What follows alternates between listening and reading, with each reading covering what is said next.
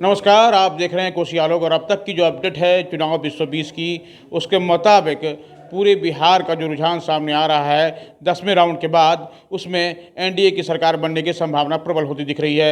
122 सीटों से एनडीए आगे चल रही है, जबकि कुछ कम सीटों से उसके पीछे आरजेडी प्लस चल रही है। अन्य के खाते में 10 सीटें जाती दिखाई दे रही है।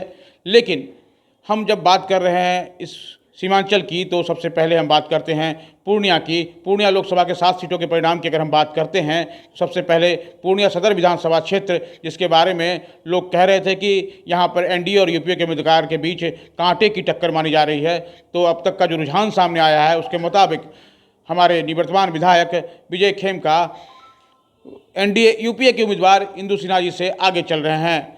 बता दें कि पिछली बार भी इन दोनों के बीच कांटे की टक्कर रही थी और इस बार भी कांटे की टक्कर रही, और इन्हीं दोनों के बीच ज़्यादा मतदाताओं का रुझान रहा। मतदाताओं ने अपना जनादेश इन्हीं दो उम्मीदवारों के बीच दिया है और इस वक्त विजय खेमका आगे चल रहे हैं और इंदु सिन्हा उनसे पीछे चल रही हैं।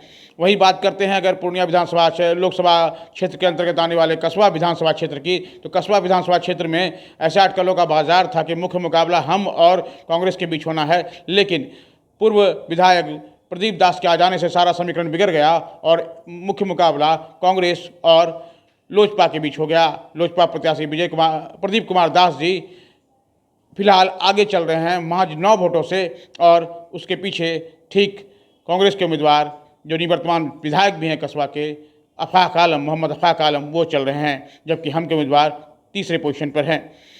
बात करते हैं अगर हम बनमनकी की, तो बनमनकी इस क्षेत्र का एक महत्वपूर्ण क्षेत्र रहा, क्योंकि आरक्षित क्षेत्र है और इस क्षेत्र में पूर्व विधायक कृष्ण कुमार ऋषि, निवर्तमान विधायक जो थे कृष्ण कुमार ऋषि, वो मंत्री भी रहे और इस बार उनकी टक्कर मुख्य रूप से आरजेडी उम्मीदवार के साथ थी और आरजेडी के उम्मीदवार से वो महज कुछ वोटों से पीछे चल रहे हैं।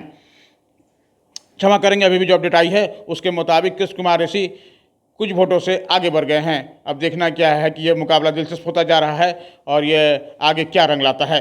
वहीं रुपौली विधानसभा अत्यंत ही महत्वपूर्ण क्षेत्र माना जाता है पूर्णिया लोकसभा क्षेत्र का, और बीमा भारती लगातार यहाँ से जीतती आ रही थी और इस बार भी बीमा भारती जदयू के उम्मीदवार के रूप में आगे चल रही हैं और ठीक उनके पीछे शंकर सिंह चल रहे हैं।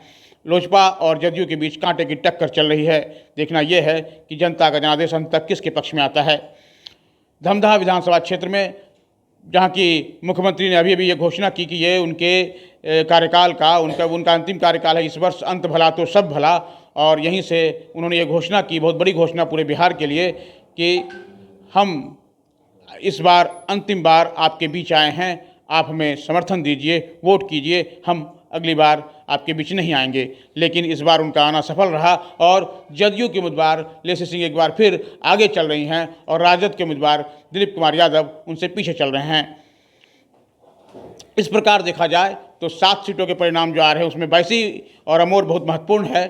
तो बैसी में हमेशा ही बीजेपी और कभी निर्दलीय कभी कांग्रेस के बीच मुकाबला होता रहा है। बीजेपी दूसरे नंबरों पर रहती रही है। इस बार लेकिन मुकाबला कुछ शानदार रहा और कुछ अलग रहा और जनता का जनादेश कुछ अलग ही रुख में रहा, जिसकी वजह से भाजपा प्रत्याशी विनोद कुमार यादव आगे चल रहे हैं और उनके पीछे मोहम्मद रकमुद्दीन चल रहे हैं।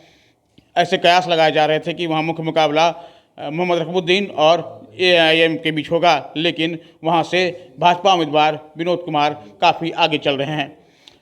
बात अमोर की जाए तो अमोर की निवर्तमान विधायक जो हैं जलील मस्तान, उन्हें लोग पगला मस्तान के नाम से भी जानते हैं, लेकिन वो वहाँ के बहुत महत्वपूर्ण नेता, बड़े नेता, चर्चित नेता माने जाते हैं और कांग्रेस से जीतने के बाद वो विधायक पूर्व के सरकार में मंत्री भी रहे थे। लेकिन इस बार उनका जादू नहीं चला और राजद के जदयू के उम्मीदवार भाजपा के उम्मीदवार जो थे वो उससे पीएपी से दूसरे पोजीशन पे है और पहले स्थान पर अख्तरुल इमाम, जो कि इस बार एआईएम यानी कि ओवैसी के उम्मीदवार के रूप में चुनाव मैदान में आए हैं। ये वही अख्तरुल इमाम हैं जो पूर्व में किशनगंज से भी विधानसभा चुनाव लड़ चुके हैं। इस बार वो आगे चल रहे हैं और तीसरे पोजीशन पे जलील मस्तान, दूसरे पोजीशन पर सबाज जफर चल रहे हैं, जो कि भाजपा समर्थित उम्मीदवार हैं। तो कुल मिलाकर देखा जाए कि जो पूर्णिया लोकसभा क्षेत्र के परिणाम सामने आ रहे हैं उसके मुताबिक पूर्व में यहाँ पर 4 और 3 का आंकड़ा था। 4 सीटें जो थी एनडीए के पक्ष में और 3 सीटें यूपीए के पक्ष में गई थी। इस बार भी ऐसा ही कुछ होता नजर आ रहा है। 4 सीटों पर एनडीए पूर्ण बढ़त पर है और 3 सीट पर यूपीए में के साथ जो बढ़त का आंकड़ा चल रहा था वहाँ बनमन की क्षेत्र वहाँ पर अचानक से फिर से एनडीए को बढ़त मिली है। तो देखना यह है कि क्या होता है आगे। कुल मिलाकर अगर देखा जाए तो इस बार ऐसा हो सकता है कि 4 के बजाय 5 सीट एनडीए के खाते में जा सकती है और 2 सीट यूपीए के खाते में। लेकिन फिलहाल जो रुझान है उसके मुताबिक 4-3 का गोल होता दिखाई दे रहा है। लेकिन इसमें अंतर यह है कि जहां 82 क्षेत्र जो है 82 लोक विधानसभा क्षेत्र एनडीए के पक्ष में नहीं था वह एनडीए के पक्ष में ज़्यादा दिख रहा है और बनमन की विधानसभा क्षेत्र जो एनडीए के पक्ष में था वो फिसलता नजर आ रहा है। फिलहाल 4-3 के मुकाबले पर कांटे की टक्कर में चल रही है एनडीए और यूपीए पूर्णिया लोकसभा क्षेत्र के 7 विधानसभा क्षेत्र में।